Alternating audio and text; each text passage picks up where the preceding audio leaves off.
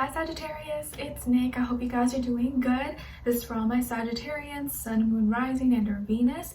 We are now covering your first official weekly for 2023. So this is from January 2nd to January 8th. And I apologize, so sorry you guys that these videos are kind of late. I'm trying my best, but here nonetheless, better late than never. Okay, so what's going on in the sky astrologically for all of us this week? So on January 2nd, I know it may have already passed, but it still applies because it's going to be still happening. Venus is moving into Aquarius, or is already in Aquarius. So this is going to make us feel more drawn towards people, places, things that are like-minded that we can be associated with, whether it's friends, family, group, club, organization. We're searching for mental stimulation, or people who share our ideas, or people who we can share our unique original ideas with. Being more social, wanting and diving into unique, eccentric, kind of weird stuff, technology, innovations, online things, apps, okay, and just kind of wanting to be around like-minded individuals. Again, mental stimulation, okay? And then January 6th, we have a full moon in Cancer. So the first full moon of this year. And as you know, the moon is home in Cancer. So it's very powerful, can be very emotional, can bring out the best or the worst in us. Hopefully it's the best.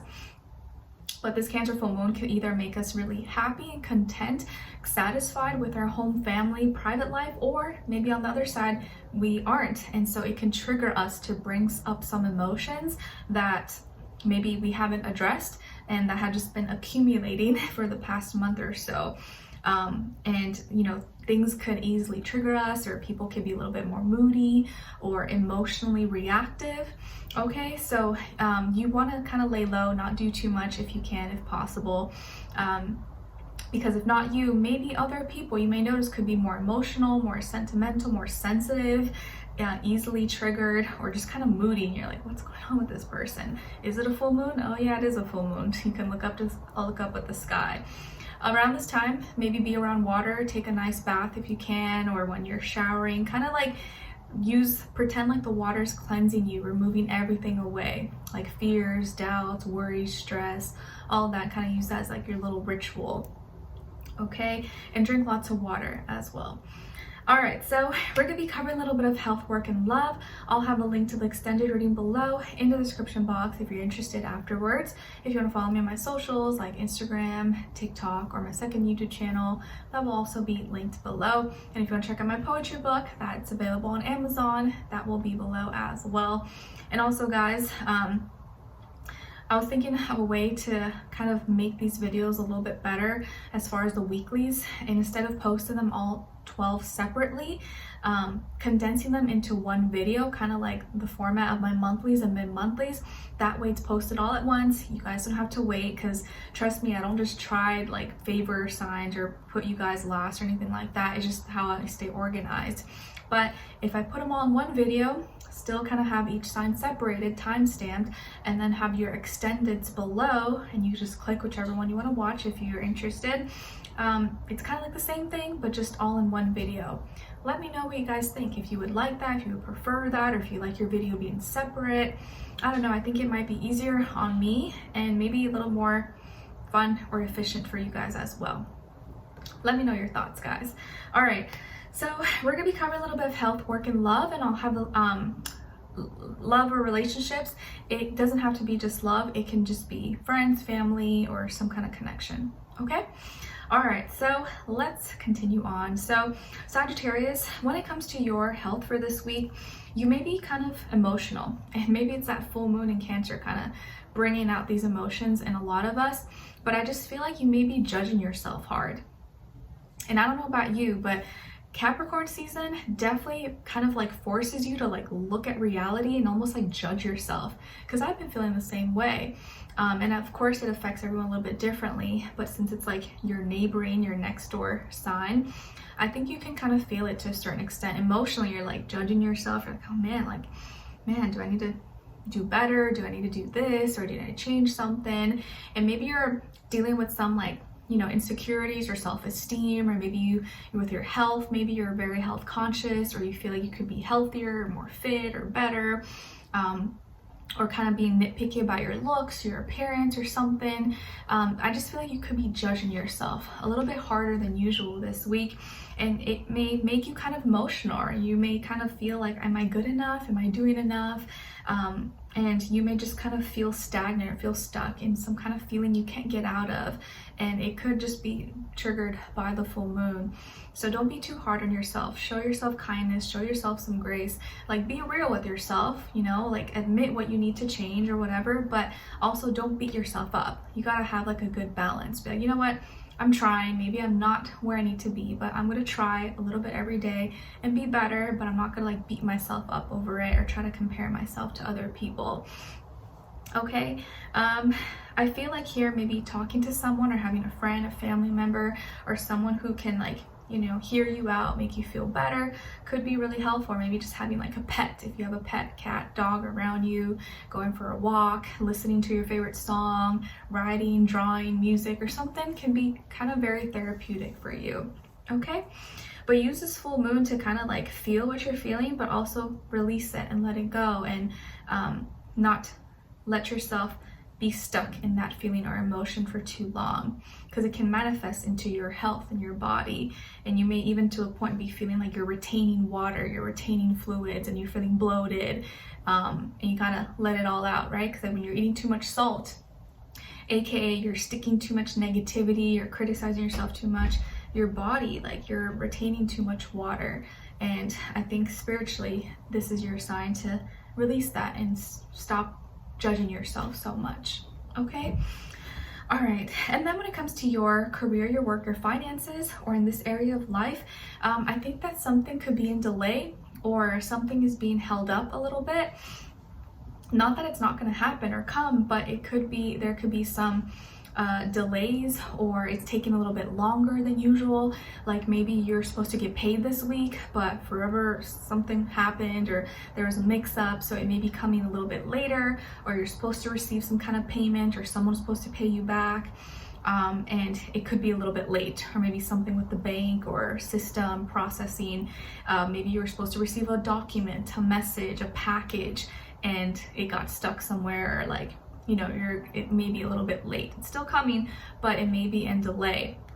Or, you know, you were gonna publish something or do something with your business or service, product, but there's some complication that came up, and so you may have to push the date to another time, or a meeting. Like there's some delays, complications maybe this week that come up that are just kind of like an inconvenience. It may be really annoying, but it doesn't mean it's not going to happen. It just may take a little more time than you thought, or a little more extra work. And remember, Mercury's in retrograde, so kind of makes sense. There could always be some slowdowns there, but you're still going to get, you know, what you want, or it's going to get finalized. It just may take a little bit more time. So kind of keep your, be patient, kind of keep that in mind.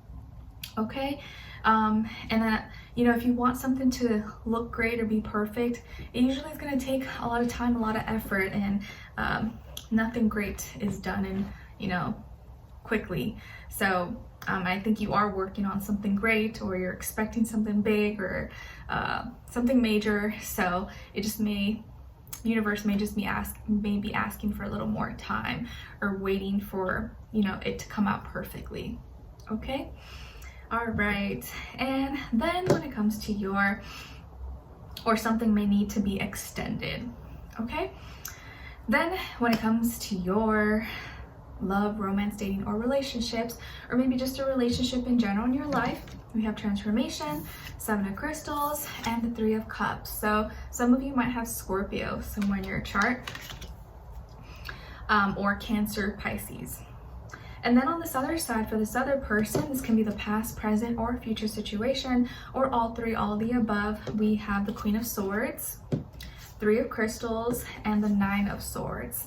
So, as far as who you could be dealing with here, it could be air sign, Aquarius, Libra, Gemini, or maybe earth sign, Taurus, Virgo, Capricorn, Sun, Moon, Rising, and or Venus, okay?